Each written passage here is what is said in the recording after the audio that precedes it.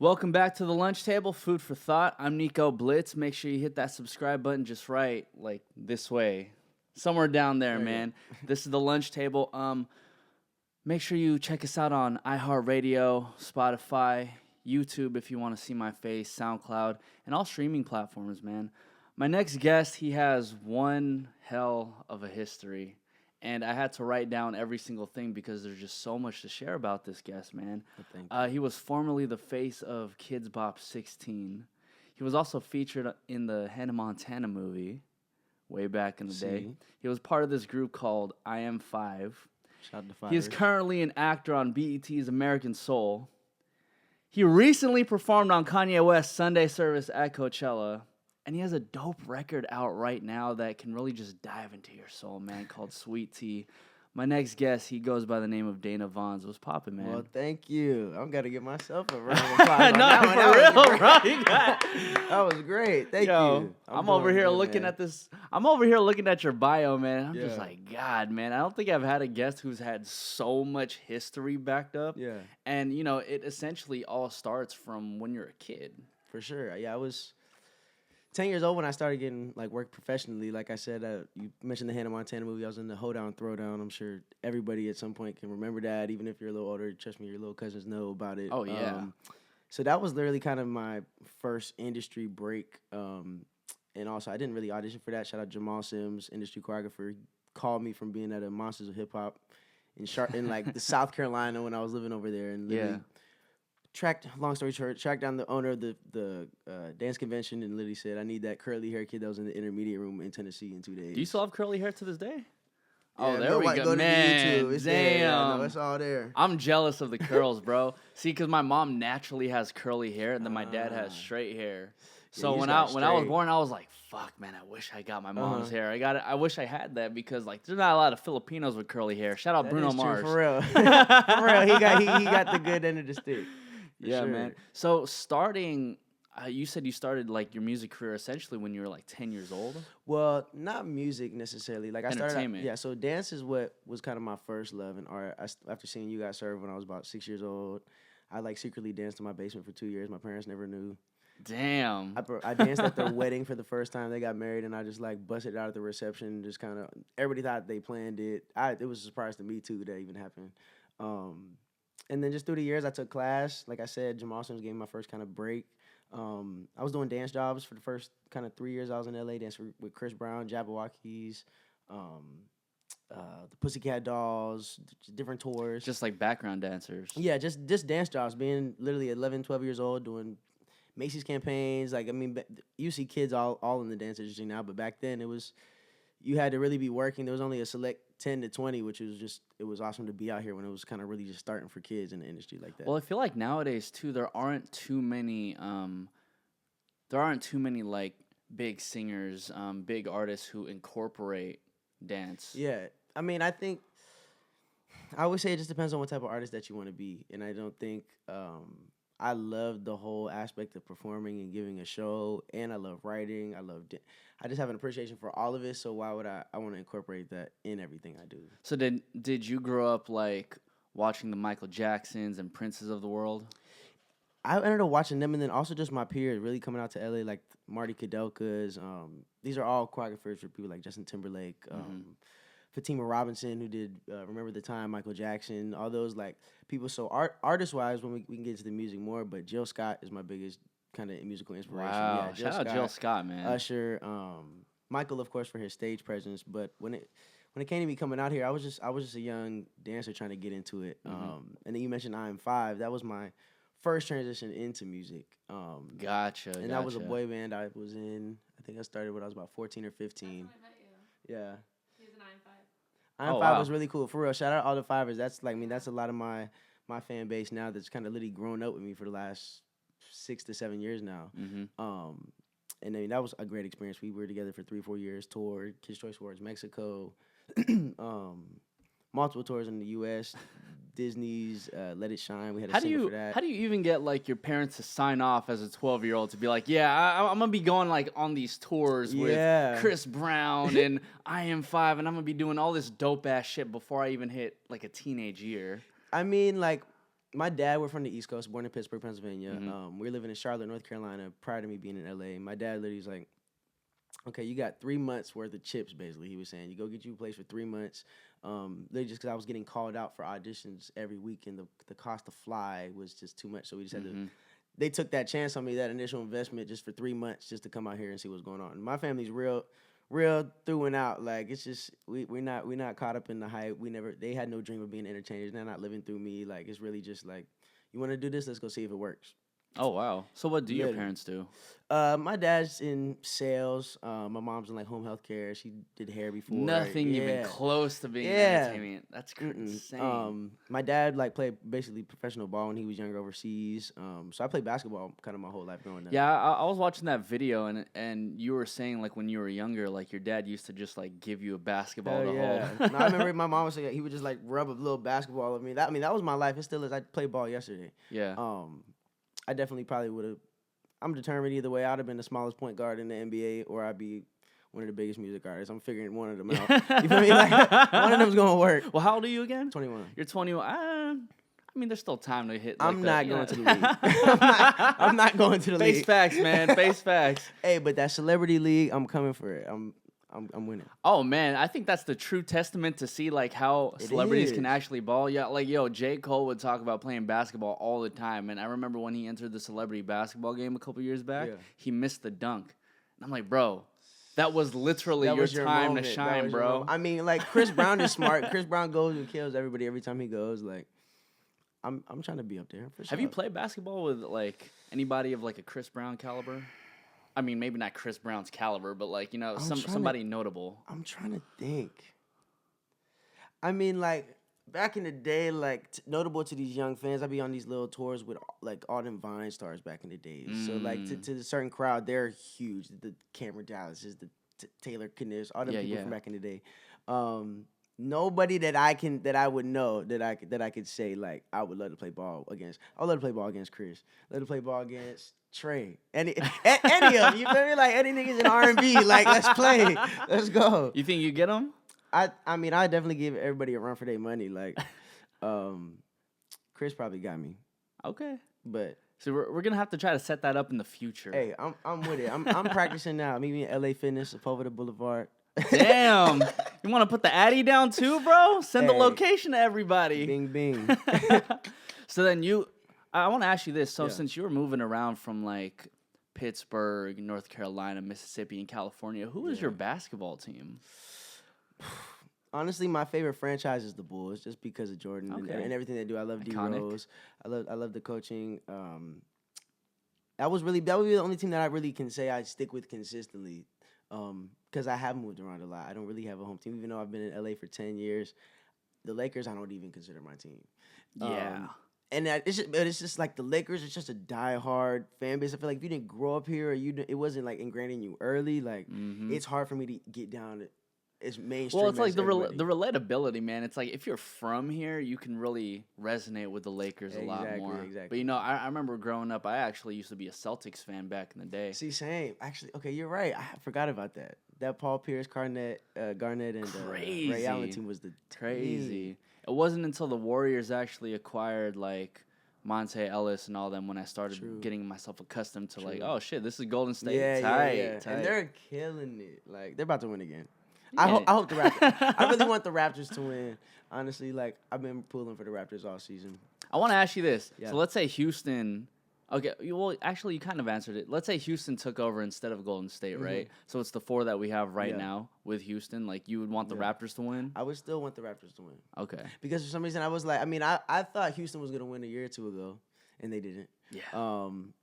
But this year I don't know. I like Lowry. I like the whole team. And I think to see Kawhi just have so much happiness with him, like after he made that shot, I'm like, yo, like this guy deserves something. Like you gotta understand if they come back, if they win this series against the Bucks, and like that's a bigger win than anything. You feel me? In a way, I feel like just kind of things work. Drake had a crazy year. He's from Toronto. Yeah. Like it's just things happen like that. So. And also, You like, never know. Toronto is just like a whole, like, their music scene has been going up like crazy over the past couple of years. And really, because of Drake, honestly, like Yeah. I think everybody there, even more, we love him in America. Even people talk to him over there, he's literally their god. Like Yeah. yo, like we thank you, Drake, like for real, like for making us cool. You feel me? Like we always just like, oh, they're just above America. I don't think that. You feel me? But I've heard that. You feel me? Like nobody really knows about Canada too much. Yeah, not really. Drake put him on. Bieber did it at first, but it wasn't okay. You feel me? But Drake, I think Drake made it like a worldwide known that like and Canada. and he made it something. I mean, he invested into the team. He really put it back into his country. Like Yeah. so. You know, again, considering that you've never really had a stable home growing up, like, where do you really like pay homage to? Like, how do you even like give back to a community where you haven't even like lasted year wise for so long? I think it's more people based. I feel like everybody that all my friends, anybody that's close to me, like I make it a priority, and they can tell you like when you're around me, I'm not trying to take from you ever. Like I'm a giver in my time, my words that I'm giving to you. Like I'm like a diffuse button for a lot of people sometimes. Like you can throw things at me and I help you work through it, or sometimes I'll just be quiet. You feel me? Like I'm not the type of person that needs to tell you something. But by me not telling you something, you're like, okay, I already know what he's gonna tell me. You feel me? Like Yeah. So I think that's where I really touch a lot of people. My family, of course, everybody still lives in Pittsburgh, Pennsylvania. My grandma, a lot of aunts and uncles, everything like that. But yeah, I mean, I just try to do as much as I can. Every holiday season, we always go feed the homeless, Really? build a playground like 2 years. Literally, we built, it was like 50 volunteers, built a whole playground in like 12 hours at this Boys and Girls Club downtown. When I tell you the mulch, by code, the mulch has to be a foot deep, and the thing was 60 feet long. You don't understand how much mulch that is. Like I never even understood how much mulch. So then 60 feet long, and then it also has to be a like whole foot deep. That's They were hella. bringing like dump trucks in with mulch. We literally that took the longest time out of everything. But it took you guys 12 hours to complete the Yeah, whole we thing? literally get there in the morning. They have breakfast for people. You know, they got music playing. Like it's a whole kind of fundraiser type of deal. It's volunteering, but I mean it feels good. And then they brought the kids out after to see their new playground. Like when I tell you, it was crazy to see an empty field and then a playground. Like it sounds so simple. Within like a 12 but you hours never span? see a playground made. And if you do, like you just see it at schools, you see this, but like we actually made it, and we saw them come out, saw the reaction after. It's like, damn, like when a couple people get together for 12 hours, you can actually get something. Yeah. And how You feel long me? ago? How long ago did you do that? This is like 2 years ago, maybe. Hella recent. Yeah, 2 years. You know what's crazy? Like, I feel like a lot of kids nowadays, because with the resurgence of like social media, will have like the little pumps and the little A B C D all the way down to Z, right? And For real. and I feel like one thing that a lot of these kids don't do is do exactly what you did. Like you give back to the community. Like you build a fucking like playground within 12 hours, right? Like, why is that important for you? Ultimately, it's just my calling. Like I'm believe in God, firm believer. That's my faith strongly. At the end of the day, like even when it comes to music, literally, I'm not even know stupid storyline. Like it literally chose me. I just wanted to be a dancer. IM5, the opportunity to be in this band came to me. Still, even then, I've said it in other interviews before. Like I didn't love music to my bones yet. For me, I was almost put as the dancer in the group. You feel me? But they said I had a tone, this and that. But I didn't necessarily want to even explore that. You feel me? Why was that? Look it up on YouTube. 6 years old. I did a local commercial in Mississippi. I didn't know that I was gonna have to sing "This Little Light of Mine." I literally think since this day, I didn't never sang by myself in the shower, even in the car around people from literally probably 6 years old till I was in this group like 13 years old. When I tell you like, I didn't even know that was a muscle of mine. This literally, it's the funniest video. I have to pull it up, but. Shit, now I want. You like it's literally it's literally a local commercial. It's called Mississippi College Savings. You'll see my little curly hair self. Yeah, this is crazy. Here, you'll hear my voice right here. I'm pretty sure. College savings. Let it shine. And it scarred me right here. You'll hear my voice. Right here.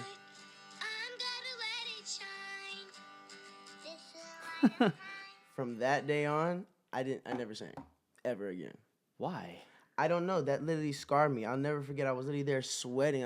This is at my old school. This is at my little school. I was like in second grade, like supposed to help out. I had to just dress in like a doctor suit or something. And then they tell me to go. This is before I dance. It was kind of anything like that.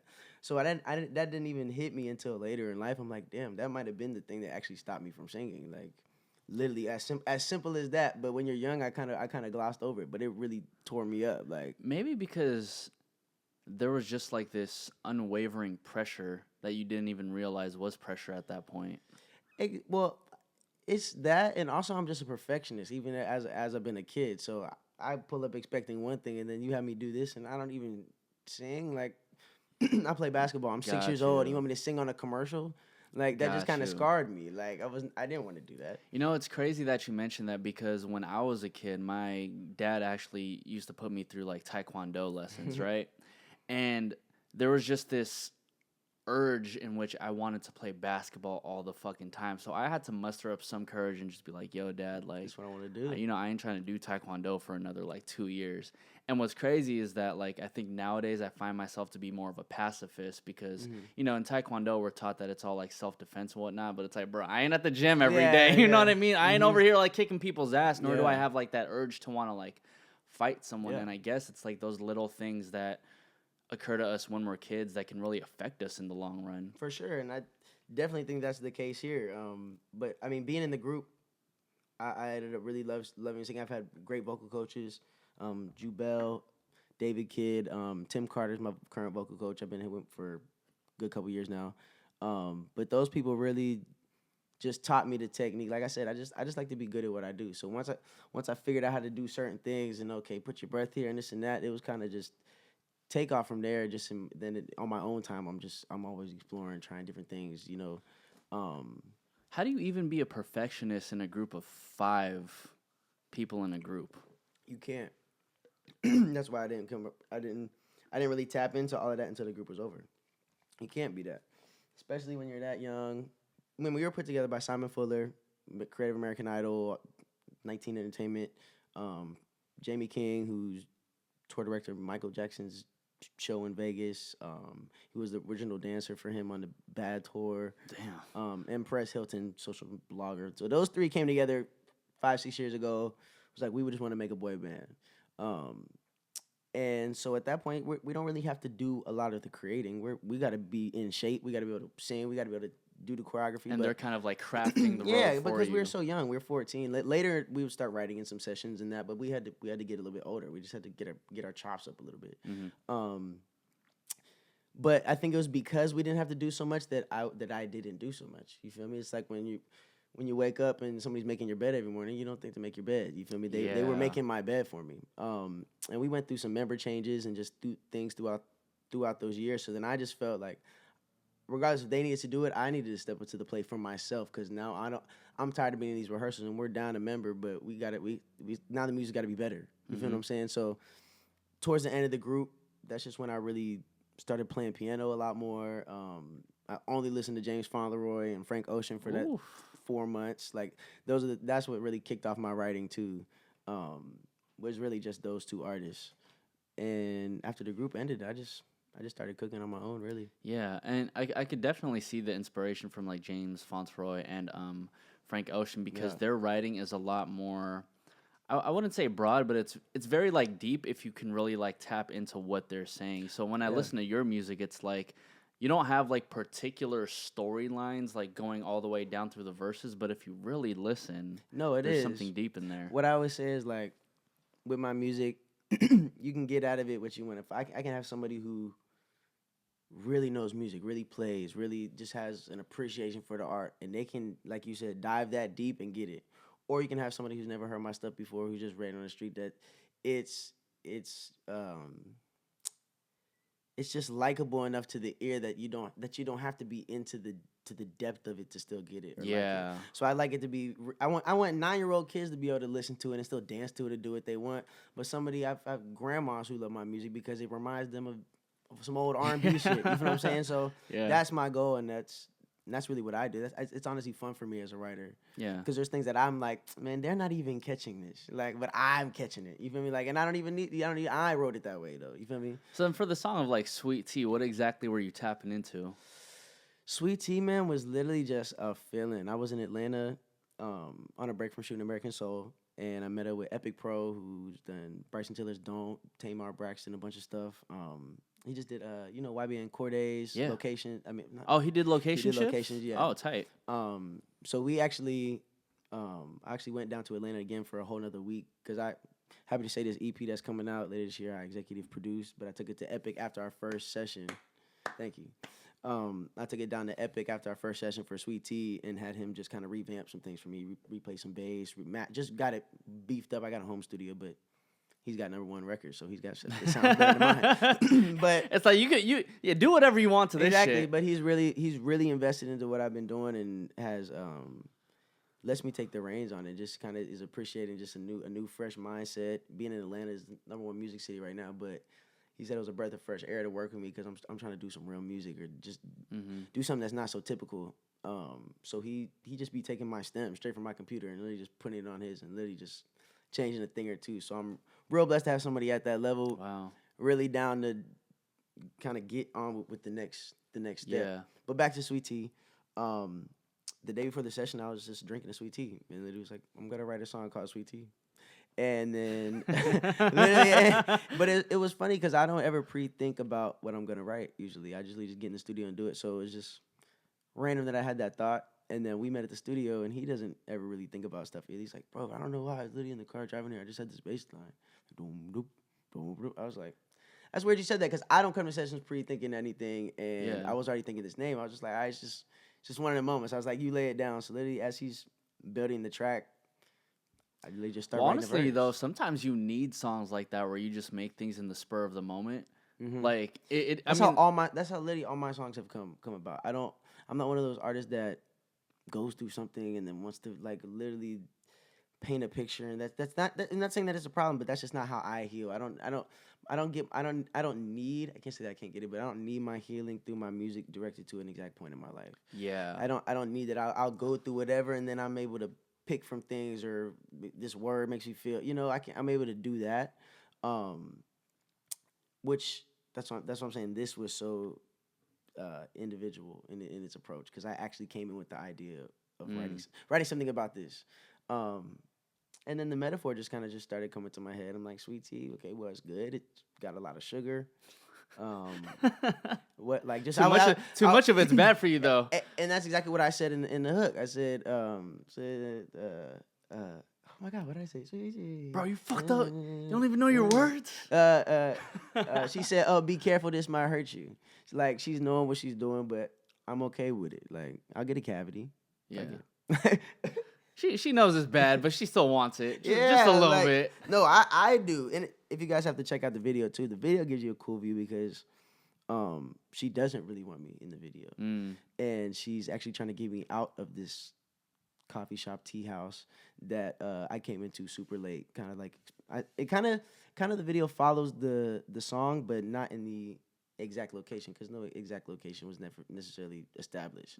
So we put it in a coffee shop. Shout out Republic of Pie. North Hollywood, LA, go get you a coffee.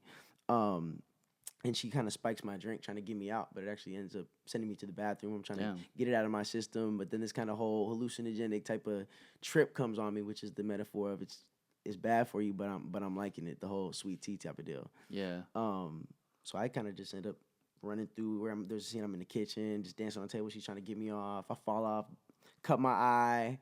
Jesus Christ. Yeah, it's a whole like a little motion picture. We shot it in three panels basically the whole time, so it's kind of like a multicam. You get the same scene with 3 perspectives, basically the whole video. Seeing as how like you're an actor too, are you the one who like wrote the treatment for your video? Yeah, so there we go. Yeah, no, that's fucking skill. Working, bro. It's That's literally skill. my manager Nick Demora, super incredible genius mind. He does Bieber's tour, Ariana. He's a creative director and like stage designer.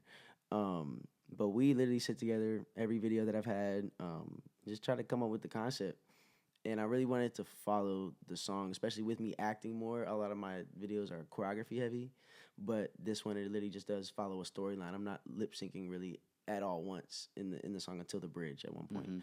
So I wanted to kind of just showcase that as well. Like I can still keep you captivated with just my face and my looks or whatever. That's that muscle I've been using. You feel me? Yeah. So I just think it was something cool for me too. I didn't have to dance. This isn't even necessarily the song I'm about to do a whole bunch of choreography to. Could we made it cool and done it on the street? Like, yo, excuse me, miss. Yeah, we could have, but it didn't call for that. Yeah. And I feel like as like, I guess as like metaphorical the song is, right? It's good to have a little bit of a storyline in the music video. Exactly. Just to give them something to. What I've noticed when people watch it, they're literally like they're not even focused on the song, which is actually okay with me. You feel what I'm saying? Like a lot of the if one thing's not good, say the video sucked. Okay, well they like the song. I'll just listen to the song and not give the video a chance. Or the song's not good. I'll just watch the video. But the fact that they both go together and that they literally just get lost in the song. Well, it's like you're literally having the song describe the feeling, and you're having the music video like guiding you through a story. Exactly. So that's why I like that people have just kind of people that I've seen watching like, oh, I wasn't even listening to the song, and I'm like, you were listening to the song. Like that's why the story made sense to you, because you even I'm saying that's literally the only reason why you know what happened. So I think it's just really cool. Shit. Shout out, go watch it, leave a comment. I like it. Yeah. Shit, I'm gonna go watch the music video right after this. So you being yeah, it's all good. You being a creative, right? It just seems like you have a lot of creative juices flowing out of you, but the people who surround you, i.e. the group that got you into Kidz Bop, right? The current group that you're working now, who's worked with like Michael Jackson, Chris Brown, and all of them, and you know, even working with like Simon, like these are all like heavy hitters in the industry who essentially have made careers like big and sometimes have just like shelved careers, and we don't know like where the fuck these people are anymore. True. Right? How do you balance yourself between being such a creative guy and allowing yourself to, I guess, forfeit a little bit of that creativity for people to kind of just like guide you through what they feel like will work?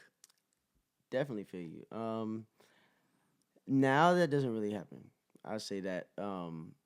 And it wouldn't happen before if I, like I said, wasn't okay with that. Like I said, when I was in the band, I knew what I was signing up for.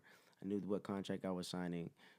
We were treated very well. We were on salary. You feel me? Like it was. I have no complaints in that. So I can't even say that they stripped any creativity away from me because I knew I went going into that. That's what it was.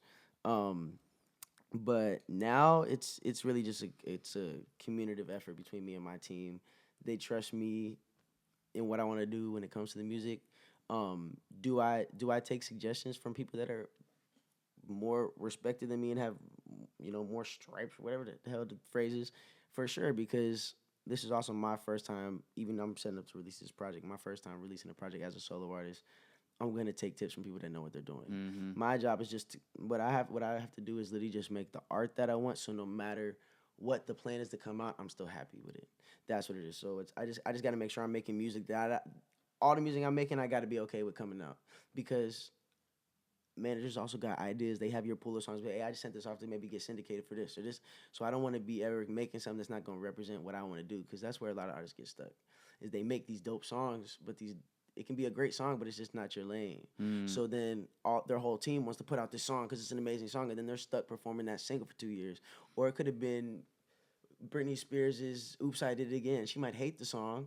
You feel me? Like, I mean, it made her money now, but think about that. She's singing that song every night, and she hates that song. Yeah. You feel what I'm saying? Like, you don't want to make music that you don't love because it might blow up. For real. Like, and that's not even your lane. Damn, wow, that's crazy. Like, for real. That's crazy the way you put that. Yeah, that's why I'm excited about what is going on now, because I have singles out there, and they're all kind of in different lanes, but I wasn't too stressed on it. I didn't put it under one project name, and it's also my fans knew I was just going through that phase. But I also never said that I found my sound. Now I feel like I found my sound. I literally did that just for me, just to make videos, make the music something for me to do. I do want to put music out. I do have fans that want music to hear from me, and I do still love those songs.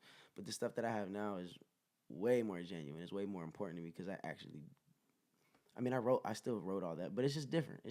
I just feel it different now. Yeah, and I think it's different once you take your time actually crafting your sound, because the last thing you want, as you said, is to be like Soulja Boy performing Soulja Boy 10 years later. Exactly. You know what I mean? And I think, I want to bring it back to like North Carolina, right? Like J. Cole, like he had big songs like fucking Lights Please, and every time I would see him tour, he would perform Lights Please every single time. And then during his last tour, I was like, wait, why didn't he perform Lights Please? And you know what I mean? Like, he probably doesn't like it, but he was able to eclipse it by just staying true to, like, you know, his sound, and he was able to just evolve it over and over again. And that's, I mean, I think that's the goal, or should be the goal of any artist, is to, I mean, Jay-Z has done it. There's Charlie Wilson has done it. Even like people that even not 10 years were hot came back because they got another hot single. Like literally dudes that are over 40 years old that have still stayed relevant. It's still because they stay true to themselves but don't fight the time. You can't fight the times because people aren't gonna listen to you. You know what I'm saying? Straight up. That's why Chris Brown has stayed relevant. It's because he's got the whole teenage kid dance world on lock. And he's gonna go and there's no knock to it.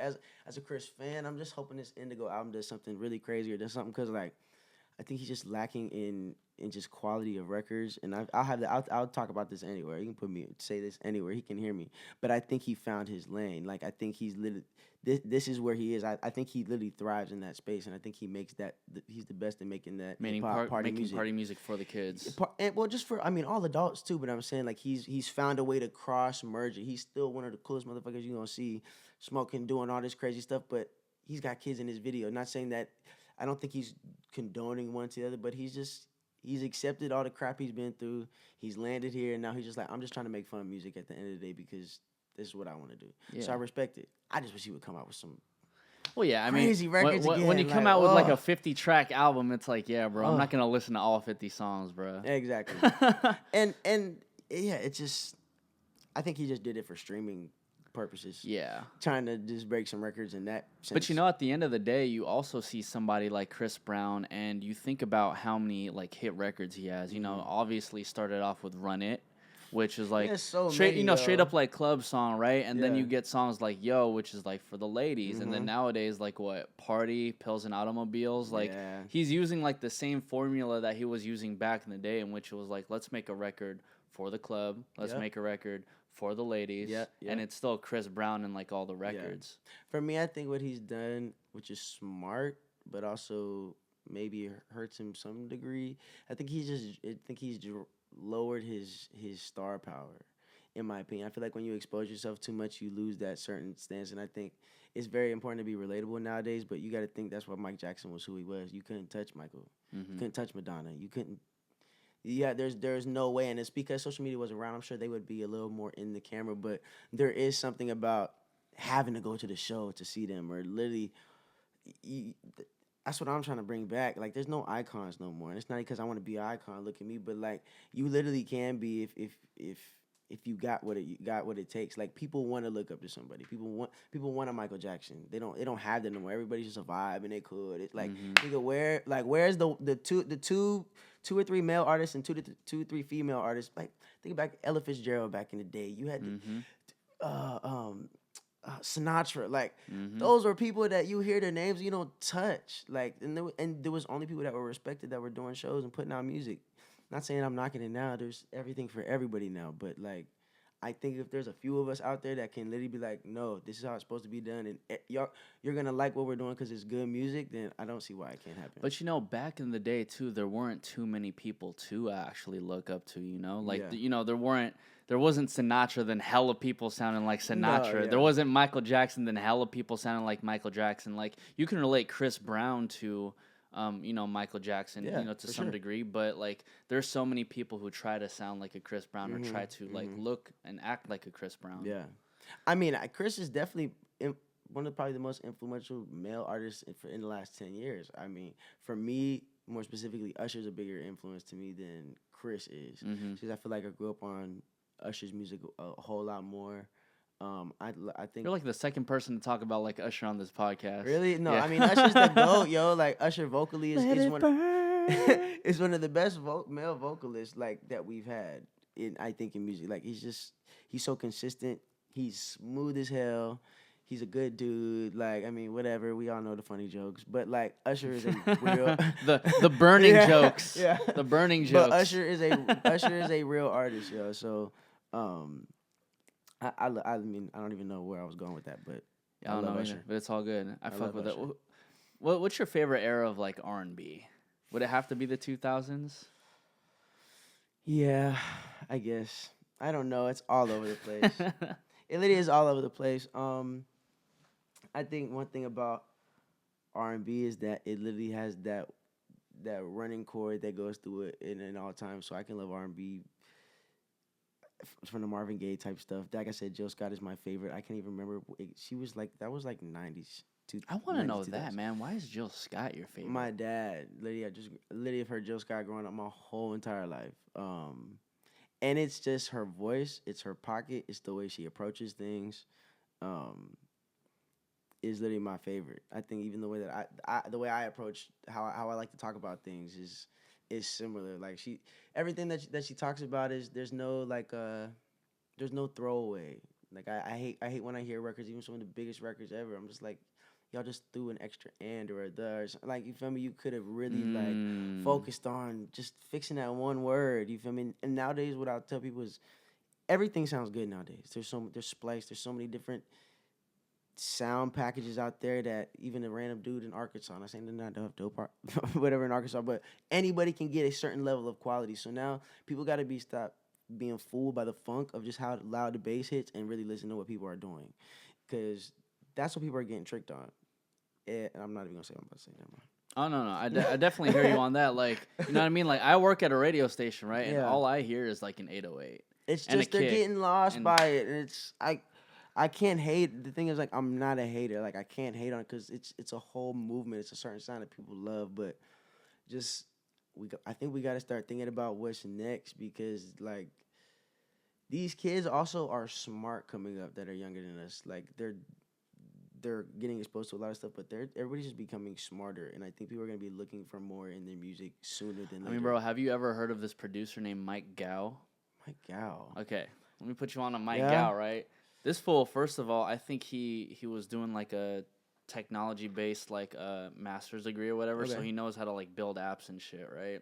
So what he did was he ended up constructing his own app, and he can essentially like adjust like levels and the way shit sounds just off a fucking iPad. Oh, I mean, well then if that's him, that's like he blew up then.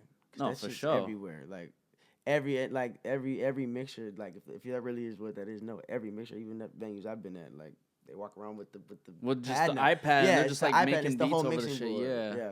And you know, it's crazy to me because there's so many more instruments out there. Like you think about like one pack of like music that you have, people will probably burn through like 20, knowing damn well there's like 800 fucking sounds in there, bro. Like, use those sounds. No one else is using the other 780 sounds. Exactly. And for me, as a producer, I've been producing for like a year and a half, 2 years now. And I've really made like a lot of progress in that. I'm really, really proud of that, to literally be able to say like my first project, I'm able to put this out. Like, that's a big thing to me, more than even writing. Like, I'm just jazzed about it. But I've learned a lot too, is what I'm saying is I use almost atmospheric sounds, but in a more rhythmic way. That's something that's kind of like a theme for my next single that's coming out. It's called Rough Rider. Boom. The exclusive. Yeah, I ain't got first. Literally, the date isn't out. We should be getting the date soon. We're getting the final mix today. But the first initial just bell sound is like, it's a very atmospheric kind of piano type of deal that probably shouldn't be used so fast because it wouldn't be technically clean. See, but like, why though? Like, why would it not be like technically used fast? You know, because. But that's the other 700 sounds you're saying. Yeah, but I'm saying because like nobody uses it that way. Exactly, but from the Jill Scotts, being a dancer as well, just having a different groove in my body in that sense, loving R&B, loving the craftsmanship of writing and all of that. It literally every aspect goes into me making the song. Like I said, I want people that don't know music to be able to bob their head on that one and whatever that is and keep it moving. Or if you're really listening to it, you're realizing, oh, the kick is really on the 1 and 2, and then it don't come back to the 4. But you're not gonna know unless you're looking for it, you know? Yeah, and you're also not gonna know unless you experiment that way as a producer. Exactly, and that's just been really fun for me. Yeah, man, y'all gotta check out my stuff, man. Yeah, I'm really excited about this new music. Like I said, Sweet Tea's out right now. It's the first single from the project. I'm deciding how I want to release it. I'm also finalizing the name on it, but I'm either gonna do it kind of slow, not slower, but maybe hit them like every 2 weeks with one, and then maybe release the last 3 of the EP, or do one more single, give them something whole to sit with.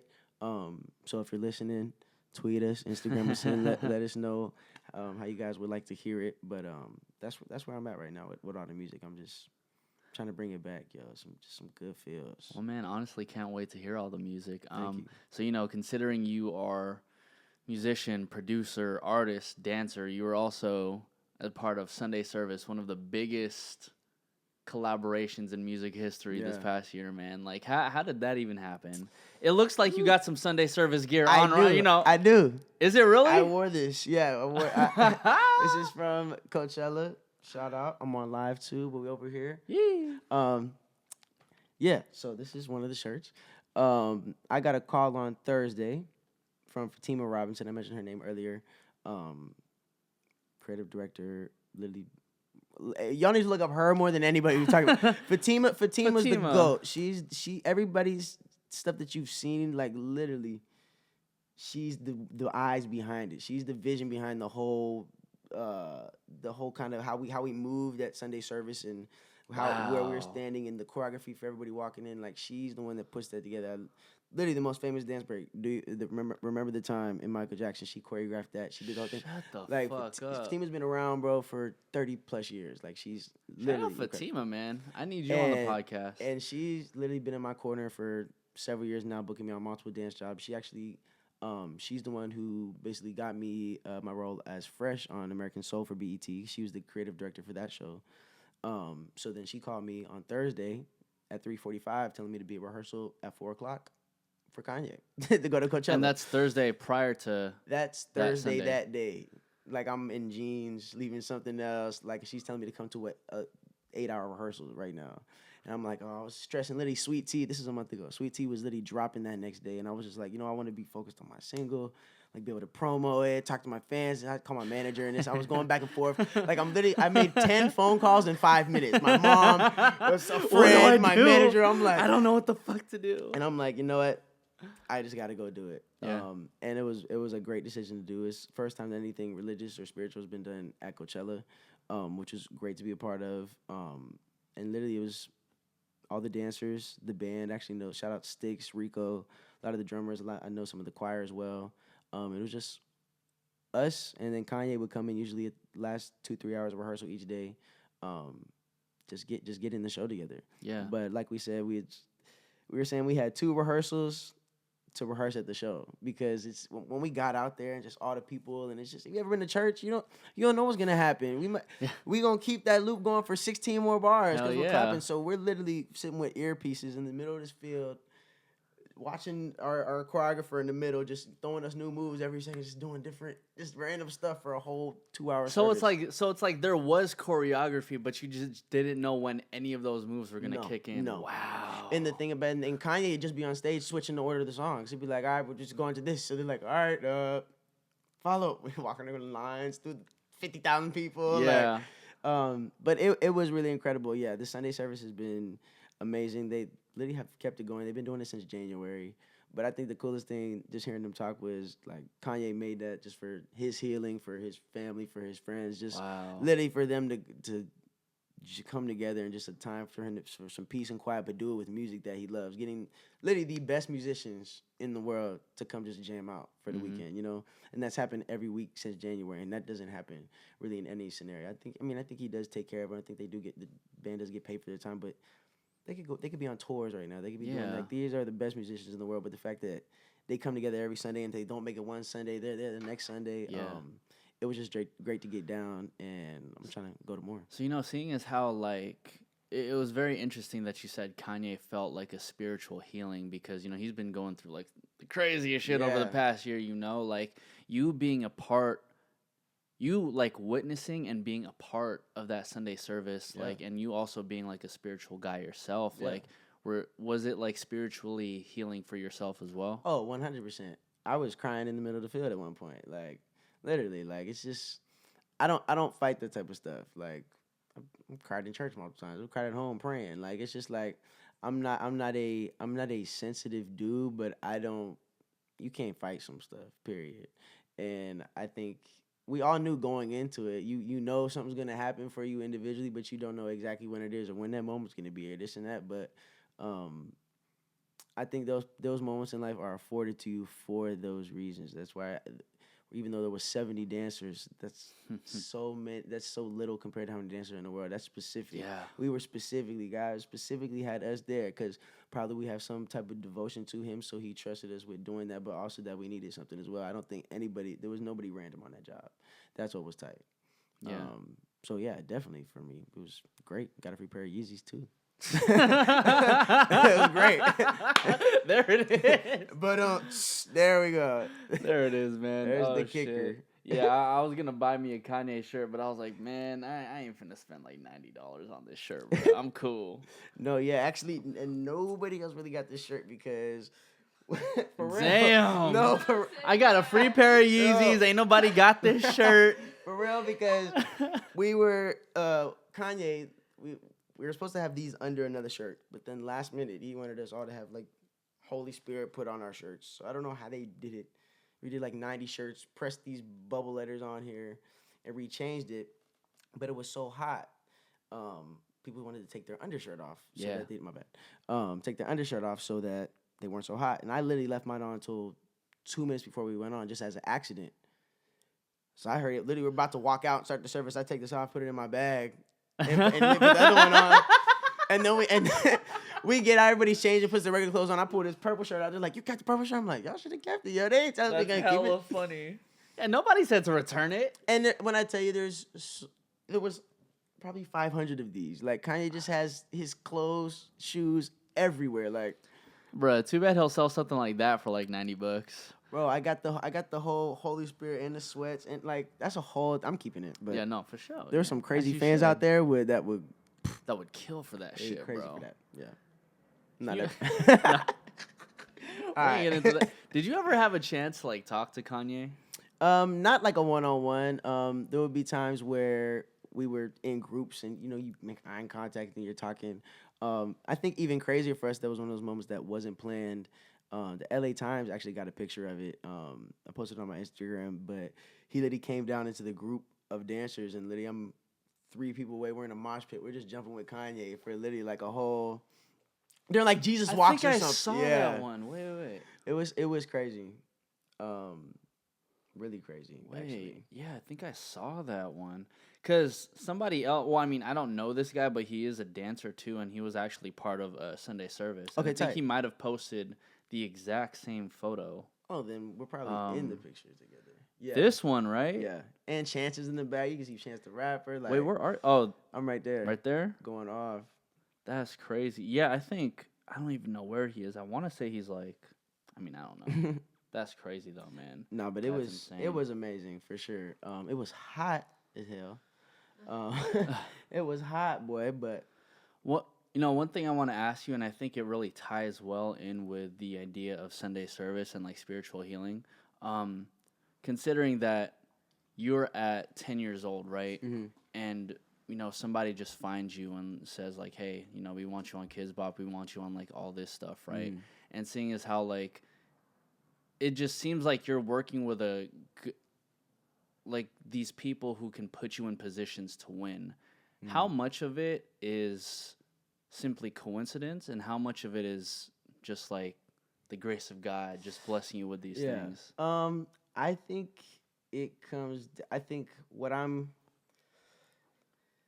like the favors that I've been afforded now are a result of my relationships I built literally 5-10 years ago. And shout out to my parents. My parents are amazing. Shout out to my mom. Like that's where I'm starting to get starting to get the blessings from that now. You feel me? And that's how my manager, Nick, I've known since I was 10 years old. He was 18 years old, taking class in Millennium. Literally didn't even start dancing for Bieber yet.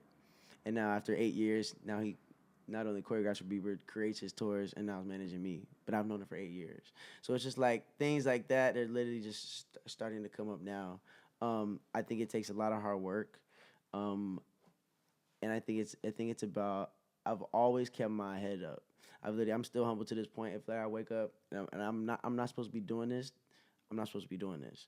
And I really think, like I said, the whole music thing kind of picking me type of deal. My main motivation is people, and like it literally makes me better to literally help somebody through somebody's day and like give them some confidence to literally do better as themselves. And I think that's truly why I've been afforded even the shell that I'm in, the way that I talk, my personality. It's literally, that's why I'm very humble in it, because I know what I'm working with. Like, it's not in no cocky way, but because my devotion to people is so strong, and my love for God and literally that is so strong, that's literally why I'm gonna be successful. It's because it literally, interviews are my favorite shit. Like, I literally tell my manager, I'm like, just give me the interviews, give me this. Like, that's the only, like, that's why I know my music is so dope. That's why I love my music. It's not, I didn't sit in my rooms and I've been plotting this and this and that. Like, it literally just came up on me. I love hard work. I love pushing myself. I love trying new things. I was at a roller skating rink yesterday, busting my ass for 2 hours trying to go backwards. Like, but that's literally like that's my whole drive. So I think it's about what you're doing it for. Period. And it's like finding your lane. There can be somebody could have a job, pays them $500,000 a year somewhere. Then that make you that in LA. That ain't nothing. You gotta have way more. But in other places, that's a good bit of money. But they could then go and be the crossing guard for 2 days out of the week. But that's more substantial than whatever they're doing at work. You feel me? Because when they pass away in their neighborhood, how many generations of kids saw that Mr. Harold, the person, like that's his lane. Like my lane, like I said, I've never had one specific home. I don't have a home. My lane is wherever I'm at. Like that's what I'm saying. Like it's people. It's where I'm at. It's my relationship. It's my work, and that's my life at this point, and I'm cool with it. Like I'm happy about it. Like I don't know what's next. I thought I was just gonna be a dancer, like straight up. So we just going. Period. Amen, bro.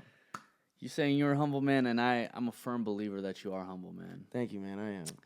Dana, I think that's a perfect way to end the podcast, Appreciate it. Hey, look, you had a great intro. Hey, you got a great outro. That's all I'm saying, man. Where can everybody find you?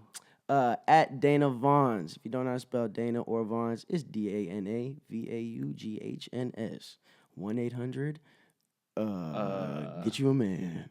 Yeah, 1-800 get you a man. That's the name of the EP, by the way. 1-800 get you a man. This is the Lunch Table, food for thought. I'm Nico, Blitz, Dana Vaughns, and we are out, everybody. Yeah. Peace.